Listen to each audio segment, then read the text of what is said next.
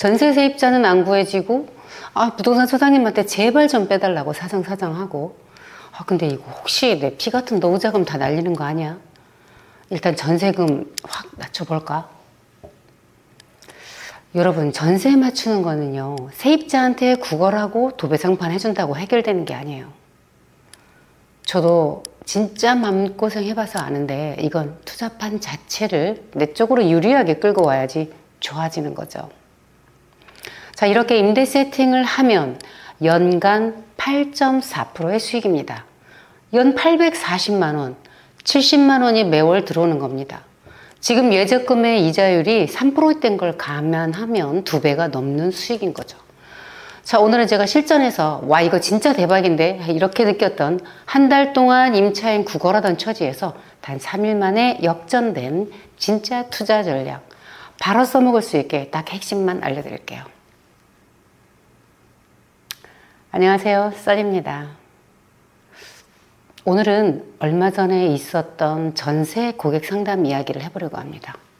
한 달 동안 전세 임차인 찾다가 전략을 바꾸어서 상담을 하고 딱 3일 만에 세입자를 구하면서 수익까지 생기게 된 경우입니다. 지금 현장에서는 전세가 없다고 서울 수도권에서는 노룩전세, 보지도 않고 계약한다는 말도 생겼는데요. 무슨 말인가 아시죠? 얼마 전 임대인 한 분이 연락이 왔어요. 임차인 나간다고 했는데 한 달이 넘도록 집에 안 나간다는 거죠. 전세 없어서 난린데 무슨 얘기인가 싶으시겠지만 사실 막상 임차인이 나갈 때에는 기존에 있던 보증금을 돌려줘야 하기 때문에 내가 돈을 쌓아놓고 있지 않는 한 매번 임차인 바뀔 때마다 신경이 쓰입니다. 이번 고객의 경우는 시세만큼 전세를 받으려고 했는데 한 달 가까이 집이 나가지 않는 거죠. 아주 마음을 졸이게 된 경우예요.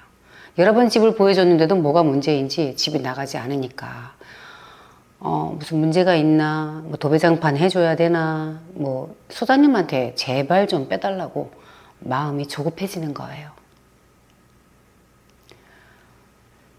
전세금을 확 낮춰볼까 싶기도 하죠. 자, 그런데 솔직히 말해서 여러분, 이 전세 맞추는 건 세입자한테 구걸하고 도배상판 해준다고 되는 게 아니죠. 전세나 월세가 나가지 않을 땐 상황을 제대로 알고 판 자체를 완전히 다르게 잡아야 합니다.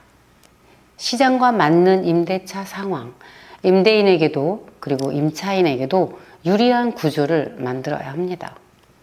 임대인이 세입자가 나가게 되면 보증금을 돌려주어야 합니다. 세입자 보증금이 2억 5천만 원이었고요. 현재는 전세 시세가 2억 8천만 원 정도인데 이 가격으로 내놓았는데 한 달이 넘도록 세입자가 구해지지 않는 거예요.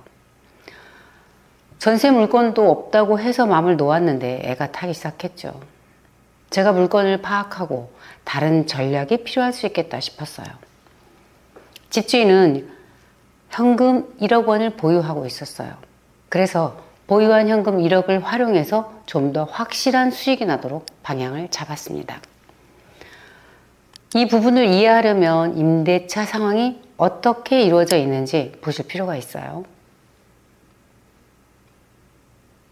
임대차 상황을 보게 되면 이분이 처음에 집을 분양받았습니다. 살고 계시다가 처음에 분양받았던 1억 5천만 원의 대출이 있었겠죠. 자, 그리고 그 후에 사정상 자기 집에 살지 않고 다른 가족과 함께 거주하게 되면서 이 집을 전세로 주게 된 거예요. 이때 시세인 2억 5천만 원의 전세금을 받아서 자기가 집을 사면서 받았던 담보대출을 모두 갚았죠. 자, 이렇게 되면 1억 원이 남게 됩니다.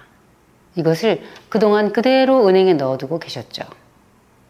자, 그렇게 4년이 지나고 새 임차인을 받게 된 겁니다. 이번에도 전세금은 올랐기 때문에 3천만 원을 더 올려서 받으려고 했고 그것을 은행에 다시 넣어두려고 했어요. 자, 그런데 임차인을 구하기 힘들었던 거죠. 만약 잘 안 구해지면 전세 가격을 낮출까도 생각을 하신 겁니다.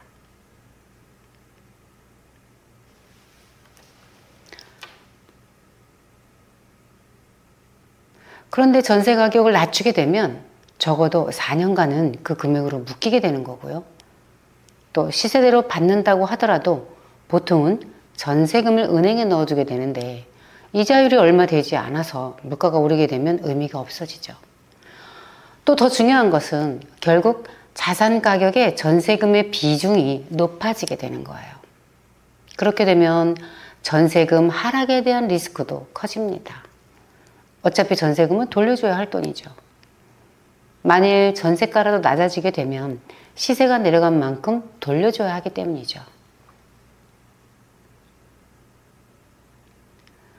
그래서 저는 이 상황을 바꾸었어요. 자, 어떻게 바꾸었는지 지금부터 보시죠. 보유하고 있던 현금을 기존 임차인에게 돌려주면서 새로운 임차인에게는 보증금과 함께 월세를 받는 겁니다. 자, 이것을 보증부 월세, 흔히 반전세라고 하죠. 이렇게 해서 단 3일 만에 임차가 나가게 되었습니다. 임차인 입장에서는 요즘 전세 대출도 잘 안 나오고 전세금을 통으로 다 맡겼을 때 나중에 못 돌려받으면 어쩌나 하는 이런 걱정이나 불안감이 사라지고요. 또 임대인 입장에서는 전세금이라는 타인의 돈에 대한 부담은 줄어들면서 수익까지 올릴 수 있는 겁니다. 진행 과정은 어떠냐면요. 자기가 갖고 있던 1억 원과 새로운 임차인의 보증금 1억 5천만 원을 합해서 기존 전세금 총 2억 5천만 원을 먼저 살던 사람에게 돌려줍니다. 그리고 새로운 임차인에게 70만 원의 월세를 받는 거죠.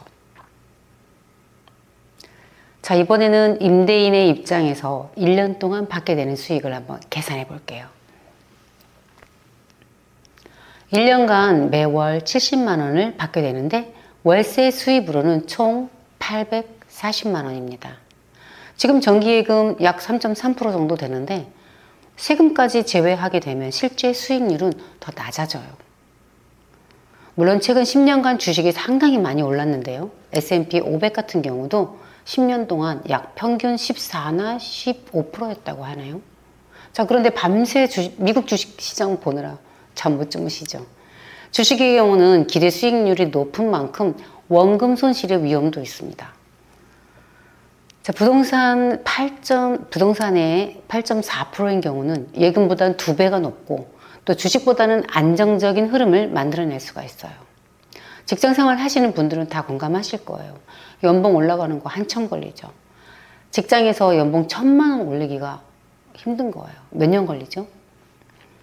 8.4%의 수익률은 가만히 앉아서 수익을 올리는 경우입니다. 물론 순전히 받는 1년치의 월세가 다 수익이 되진 않아요. 세금, 또 각종 수선비도 생길 수 있고요. 그래서 보통 수익률을 계산할 때 숫자만 보는 게 아니고 실질적으로는 세금, 각종 수선비 이런 비용을 생각해서 1년 월세 중에서 2달치 정도는 빼고 10개월 정도를 보게 됩니다. 그렇게 돼도 연 700만 원, 7%의 수익이 되는 거죠. 매년 700만 원이면 4년간 거의 3천만 원 가량의 현금이 모이게 돼요.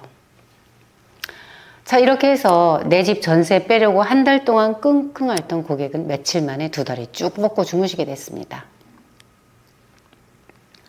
당분간은 공급량이 생긴다고 해도 최소한 이 정도의 시세는 형성할 걸로 보여요. 4년 뒤에는 더 오를 가능성도 있죠. 물가가 그만큼 오르기 때문이죠. 요즘 부동산으로 돈을 번다, 수익을 낸다 이런 거에 대해서 좀 회의적인 분위기인데요. 물론 또 주식도 분위기가 좋기도 하죠. 그런데 주택을 마련했을 때의 안정감이 있어요. 나중에는 이번 고객의 경우처럼 부득이 살지 않고 임대를 주게 되면 상가나 다른 부동산의 수익형처럼 수익이 가능하다는 겁니다.